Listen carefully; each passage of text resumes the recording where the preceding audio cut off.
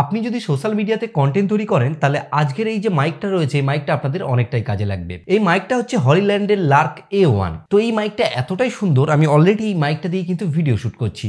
মাইকের বক্সটা কিন্তু অনেকটাই ছোট, আমরা যে TWS ব্যবহার করি তার মতো।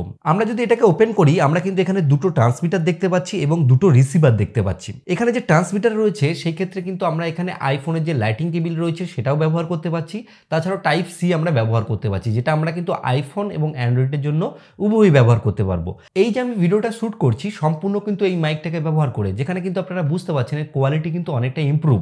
তাছাড়াও কিন্তু এই মাইকটা এতটাই ছোট রয়েছে যেটা দিয়ে আপনাদের ভিডিও তুলতে কিন্তু অনেকটাই সুবিধা হবে, এবং আপনি যদি অনেকটা লংয়েও চলে যান সেই ক্ষেত্রে কিন্তু আপনাদের যে সাউন্ড রয়েছে সেটা কিন্তু অনেকটাই সুন্দর উঠবে। এই মাইকের মধ্যে একটা সব থেকে ইন্টারেস্টিং যে ব্যাপারটি আমার লেগেছে সেটা হচ্ছে এইখানে আপনি প্রেস করলেই কিন্তু একটা নয়েজ ক্যান্সেলেশন বাটন পাবেন।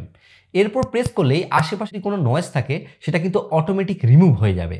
তাছাড়া এই মাইকের মধ্যে কিন্তু দারুণ একটা ফিচার রয়েছে যেটা দিয়ে আপনারা কিন্তু ইকো তৈরি করতে পারবেন। এর একটা অ্যাপ্লিকেশন রয়েছে লার্ক সাউন্ড বলে, আপনারা প্লে স্টোরে পেয়ে যাবেন।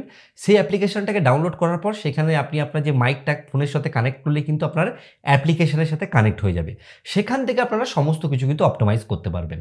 মাইকের লিঙ্ক আমি কমেন্টে দিয়ে দেবো, আপনারা সেখান থেকে কিন্তু মাইকটিকে পারচেস করতে পারেন। মাইকের যে প্রাইস রয়েছে সেটা কিন্তু আপনাদের আয়ত্তের মধ্যেই রয়েছে, খুবই কম দামে আপনারা এই মাইকটিকে পেয়ে যাবেন।